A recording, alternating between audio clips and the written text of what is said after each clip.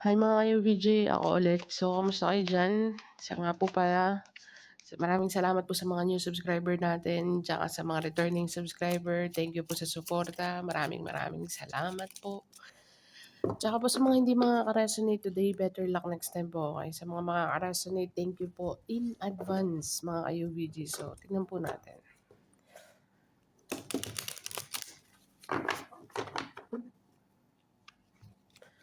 The Sun card, nasisilayan ko na medyo.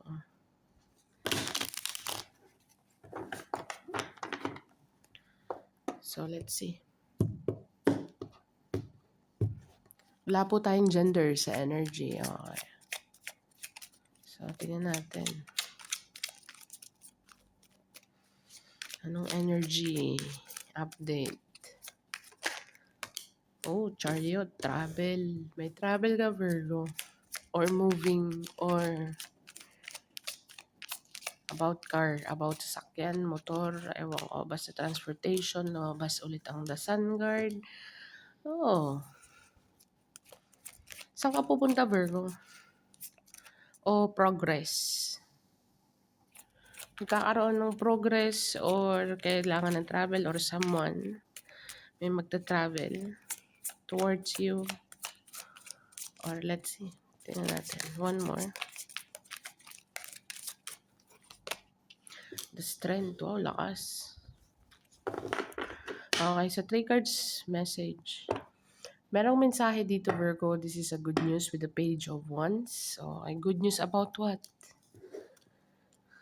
Hindi ko alam kung naganap na magaganap pa lang or kasalukuyang nagaganap. But with the Chariot card, someone is moving out.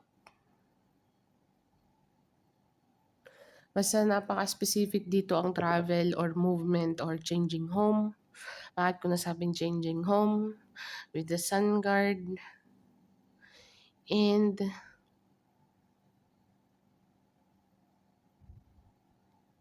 baka moving in together or moving out. Or merong specific dito na progress. Progress, Virgo. Good news. Merong progress sa sitwasyon. Okay. Or someone is going to travel and someone is happy about it. Okay. Let's see.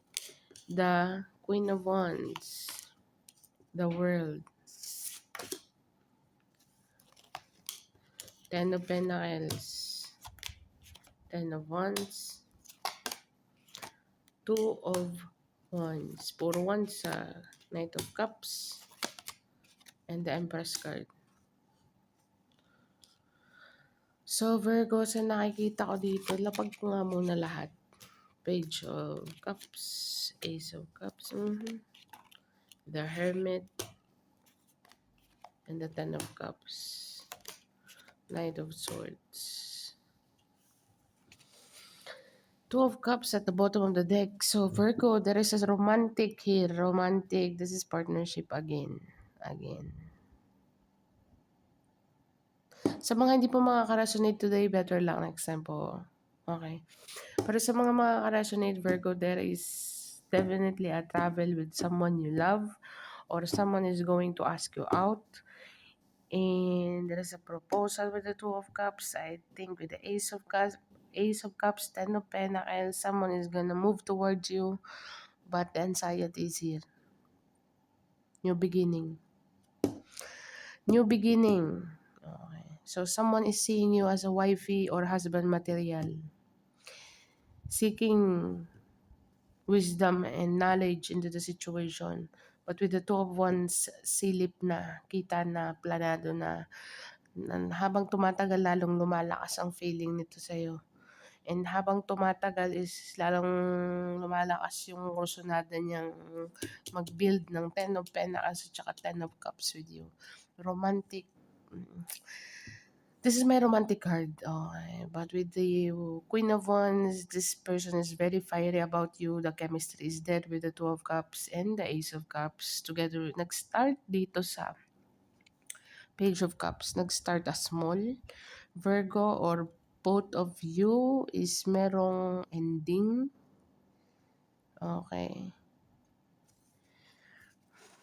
Ang nakaka-confuse ang sinasabi ko, bakit kaya? Wait lang. So, breakdown ko ng konti. Okay. Ayon sa breakdown ko, Virgo, merong progress sa sitwasyon. Okay. Sa sinabi ko kanina, hindi ko alam kung saang department mo yan. Maybe kaya ka mo lumipat o merong lilipat o merong magta-travel or merong going somewhere that will build strength, character, independence, and something in that line. Okay, with the Queen of Wands, is very fiery, very passionate about something. With the World card, travel also, and sometimes it can represent a new beginning as well. Okay, dito sa first row. Second row, Ten of Pentacles, Ten of Wands is not gonna be easy with the Ten of Wands, too much responsibility, but there is a plan. Someone, you are not alone here, Virgo. Hindi ka nag-iisa dito, meron ditong person na connected sa'yo na hindi siya nag-iisa, maybe ikaw is you are the solid ground for this person or maybe this person, ikaw ang solid ground niya na sinasabi. And both of you are deciphering the situation from present to future na masasabi. Ten of Pentacles to the Ten of Cups. Someone is overthinking pero full trust. Okay. Ang Nine of Swords is all about in your head only, Virgo. With the devil is a liar, Virgo. So, yung mga doubts na sinasabi. But with the Ace of Cups, new beginning in love, new beginning with the World card, new beginning in love or a reset. There is a comeback and make the relationship as strong as they were, Virgo. So, with the Page of Cups, Seven of Cups. Seven of Cups to the Ace of Pentacles, to the Queen of Cups, and to the Four of Cups. Okay. For some of you, rejection is protection, rejection is redirection, Virgo. So, for some of you, meron ditong nag-explore ng option or maybe you are just busy exploring your own option, Virgo. And before ka ma-tied up, okay, sa mga hindi po, makaka-resonate, better luck next time po, or maybe you are just, when it comes to opportunity, with the Seven of Cups. Seven of Cups is ang daming oportunidad.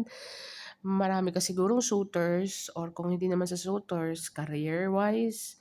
Kasi ang Queen of Cups to the Four of Cups, this is definitely you reject something here. You want something solid na talagang reliable, long-term, lifetime. You know what I mean? Or maybe someone is thinking about you are the deal here, or the package or one set. Full package ka dito and ang dami mong features, merong gustong mag-offer sa'yo ng new beginning, but with the Ace of Pentacles, this person is very abundant when it comes to, I don't know, maybe love, finances. Basta, masusuportahan ka nito. Wala po tayo ditong, actually, meron tayong Knight of Cups. Kasi ang lumabas dito is the Empress, Queen of Wands, at saka Queen of Cups. Okay. And isa lang ang Knight mo at saka isa ang Page. So definitely this is a new beginning at saka merong progress from Page to Knight. Okay. To the King and Queen ay Empress. So definitely merong progress dito or maybe someone is seeing you na ang taas ng progress mo or nag-level ka dito or basta merong progress pero someone is with the Nine of Swords overthinking about the situation. Is this the good decision? Tama ba? Kailangan ko pero nakikitaan ka dito ng Ten of Cups at saka Ten of Pentacles eh. Together with the Six of Swords, definitely ang lakas ng travel sa iyo, Virgo. I don't know kung saan ka pupunta or maybe someone is going to travel towards you. Okay.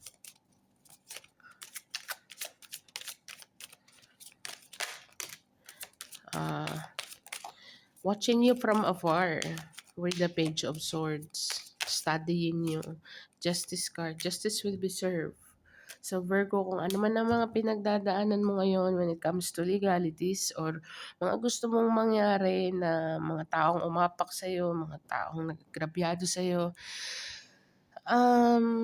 let it go and let it fly. Okay, nandun na tayo sa may watching you from afar. I think aware ang person na 'to kung agrabyado ka or ikaw ang nag-agrabyado. But definitely this person, Virgo, is nakikita niyang you are on the right track. Okay, so justice will be served. This person is going to serve the justice you deserve, Virgo, or maybe metaphorically speaking, um, karma it's yan digital, you know what I mean. Nine of Cups, Ten of Cups, Nine of Cups, Ten of Wands, Ten of Pentacles.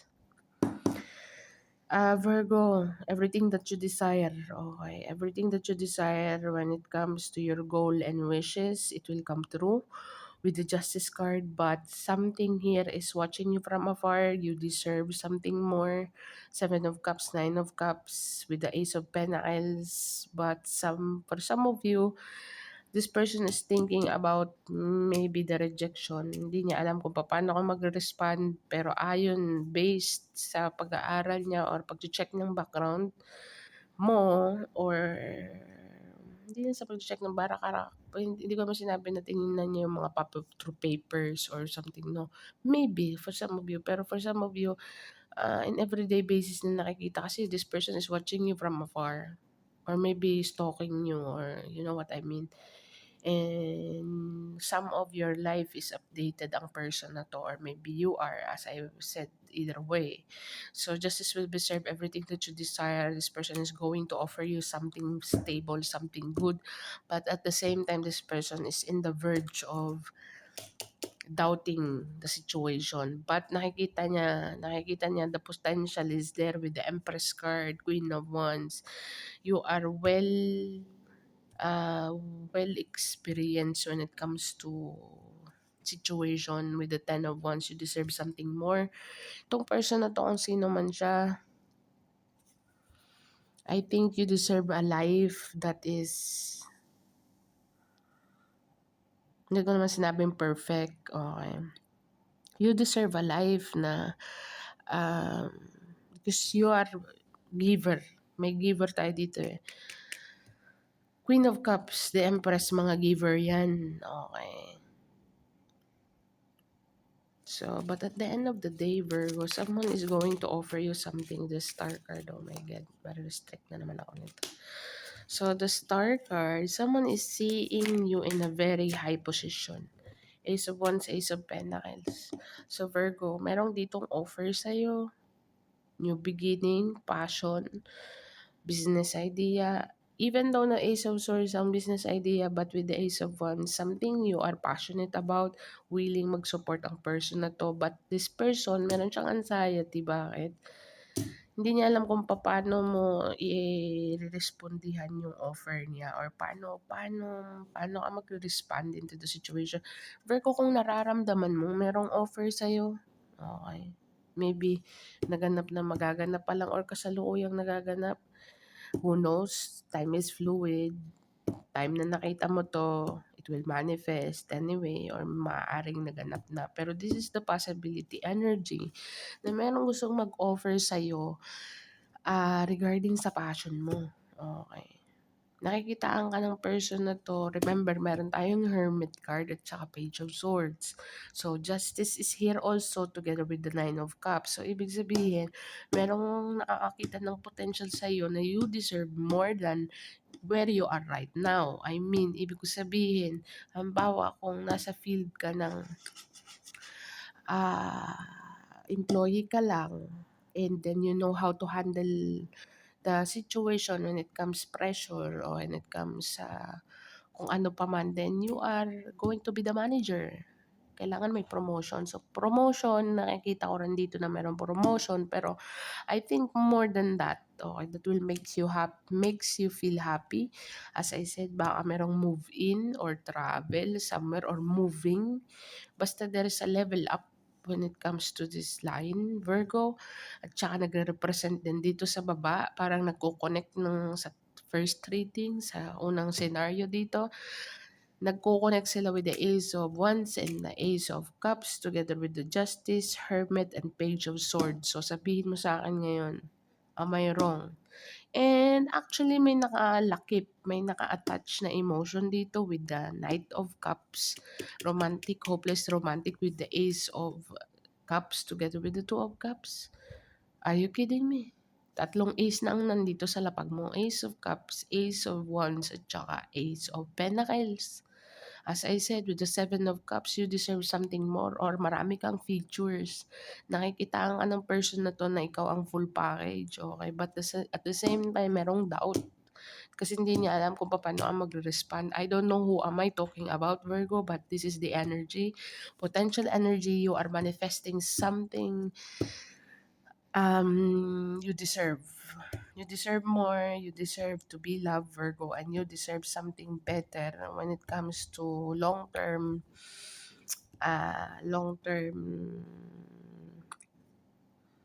security.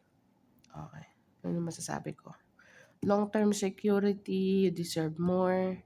You are the mother of the everybody here with the Empress, or you are the father of everybody here if you are a man watching this. So, pero meron ditong gusto mag-offer. Kung ikaw ang Virgo na lalaki, Virgo man, na nanonood nito, merong someone dito na you deserve something to be a king. Empress card, it doesn't have to be the energy, but you possess you are the king. Ikaw ang king sa mata ng person na to. You deserve to be a king.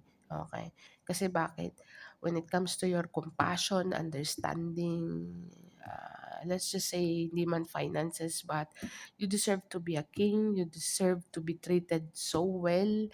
Okay? Because of your how you treat people, okay? How you love people, how you care about people. Yun ang masasabi ko dito if you are a Virgo man, someone.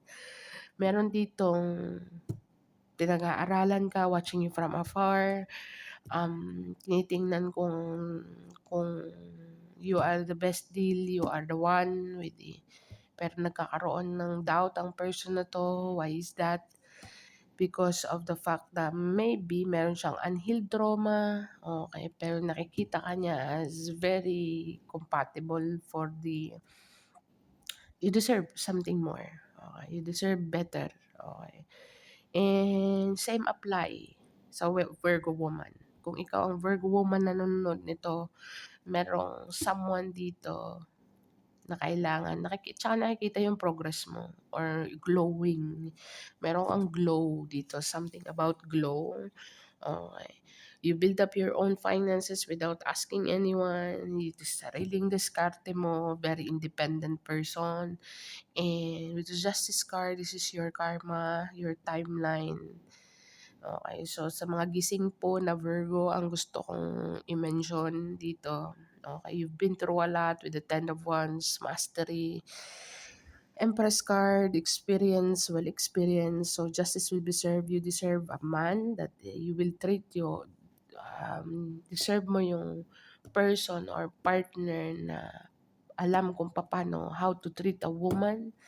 And kung ikaw naman ang lalaki, you deserve a woman you deserve a woman, okay, yung marunong how to treat a man like a king, because you know how to treat someone like a queen, so deserve mo din to be treated like a king. So equal give and take with the Two of Cups kanina. Together with the Emperor card, maybe boss energy or maybe bossing up here, Virgo, as I said, merong level up, you deserve something more.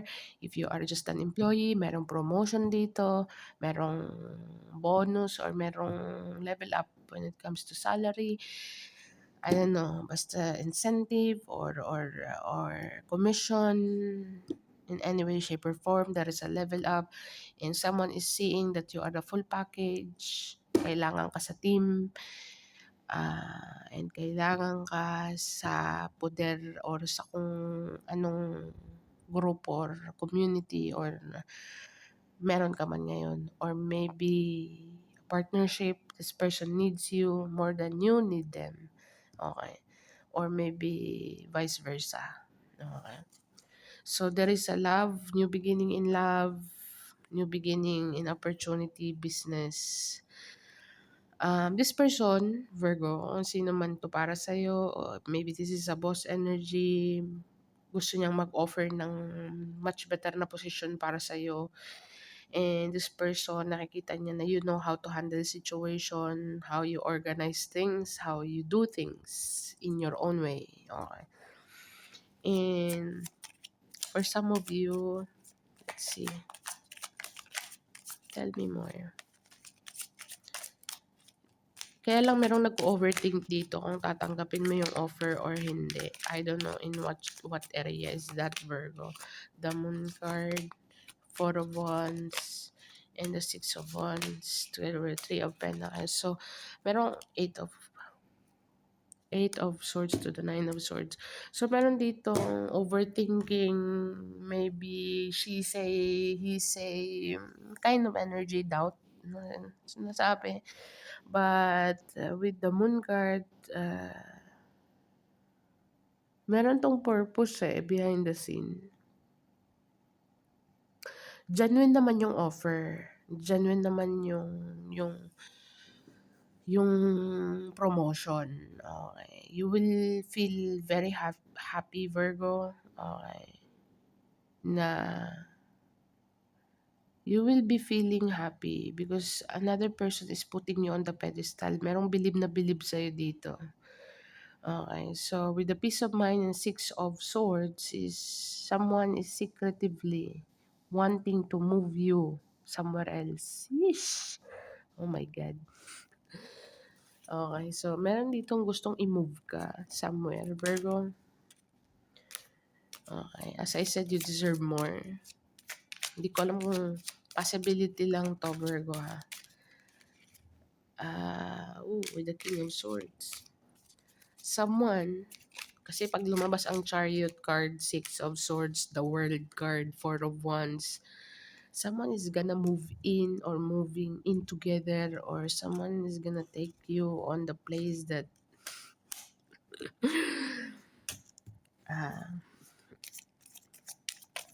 marriage, proposal, or something. Proposal, Virgo, Four of Wands.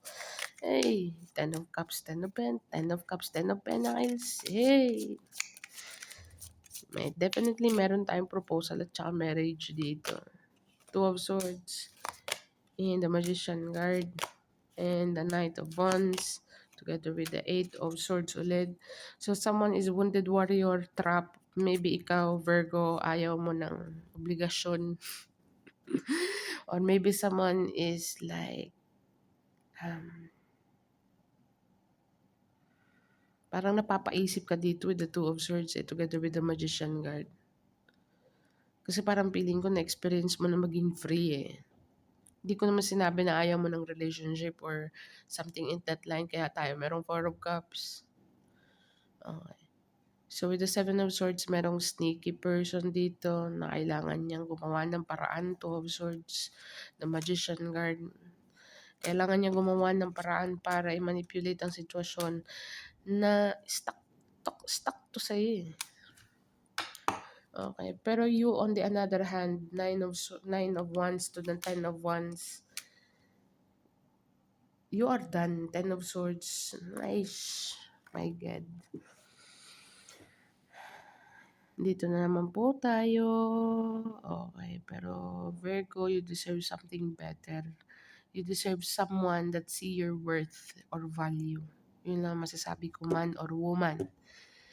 You deserve someone na nakikita ang value mo. Even small things, Virgo. You deserve someone na talagang papahalagahan ka. And this person seeing something na ayaw niyang i-repeat ang situation itself, pero nakikita niyang you're not ready or something in another situation. Seven of Swords to the Eight of Swords. You are moving out because why? This is your defense mechanism. Iwas to. Iwas, bakit? Kasi trap ka into something from the past. Okay, maybe with the 8 card, it's a cycle again. Over and over and over and over and over. Same thing again. So this is your defense mechanism, ang umiwas, okay? But in reality, kailangan mo magdesisyon kasi in some point minanifest mo din 'to, masasabi mo din sa sarili mo, "Tangina, sorry lang, tangina para bagang ito yung hinahanap ko, eh." Pero baka ikaw 'tong nag-o-overthink. Pero di ako sure, baka parehas naman 'to ng dati, kind of energy, Virgo. So that's why meron din applicable din 'tong Nine of Swords sa person na gusto ka, gusto kang angkinin or gusto kang i-settle down or gusto kang something in that line. Nag-o-overthink din siya baka sa rejection mo with the Four of Cups. Kung ano magiging reaction mo. Parehas kayo, paramdam-ramdam kayong dalawa, eh. But in your case, Virgo, this is your defense mechanism. I think ikaw tong Seven of Swords, you are sneaking out. Why is that Seven of Swords to the Eight of Swords?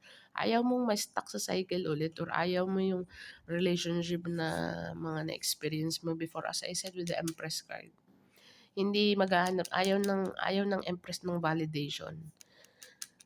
Ang Empress card po is lumabas din yung Emperor kanina, doing what she want or what he want to do with him or herself. Nagigets mo ako, Virgo? Sorry lang, mai-explain ko nga po, bakit po ba ako minsan pati ako naiinis ako sa sarili ko, eh, when it comes to mag-i-English ka, na samantalang ang version ng channel na 'to is Tagalog. Pasensya na po kasi sa trabaho ko din para bagang nasanay akong, you know what I mean. Ikaw nga kaya dito sa posisyon, kayo nga kaya dito sa posisyon ko kasi minsan nakakainis kahit ako 'pag na ni nini nire-rewind ko 'tong video ko, nakikinig ako, minsan naiinis kaya ako.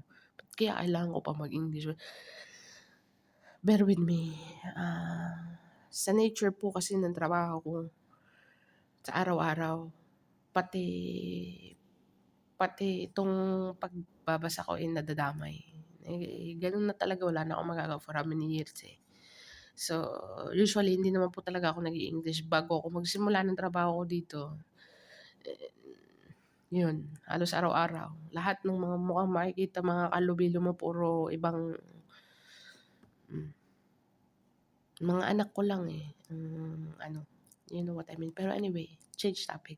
Ito yung sinasabi ko, ito yung magiging defense mechanism mo, Virgo. I think nakikita naman 'to ng another person na defense mechanism mo lang yung pag-i-sneak out or you're doing 'pag anytime na nag-a-approach para bagang ang ilap mo, mailap ka, okay because of the past or you're thinking about, so as I said kanina merong doubt dito pero wag ka, merong believe sa'yo dito when it comes to handling any situation that you are in, Virgo.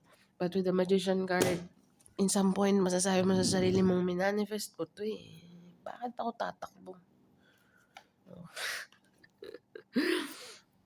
So tingnan natin kung anong advice, sana po ay naka-resonate, okey. Sa mga hindi pa makaka-resonate, better luck next time po, okay. So let's see, what is the advice? Ano pong advice sa ating mga ka-UVG diyan? Pasensya na po at saka yung English ko bali-bali, broken English na sinasabi. Pero at least sana naman ay naipaabot ko ang mensahe, yun naman ang importante. Mainis na sa akin lahat ng mainis, mga basher diyan, thank you so much sa suporta. Okay, so let's go. So bear with me, okay. Mga ka-UVG. So, tingnan natin kung ano ang advice. Ano pong advice sa mga ka-UVG dyan? Sa mga hindi po makaka-resonate, better luck next time po, okay? Don't let your pride get in the way. As I said, dito pa lang. Baka iniisip mo sa sarili mo, ma-pride ba ako masyado? Or baka itong person to parang ang pride naman niya.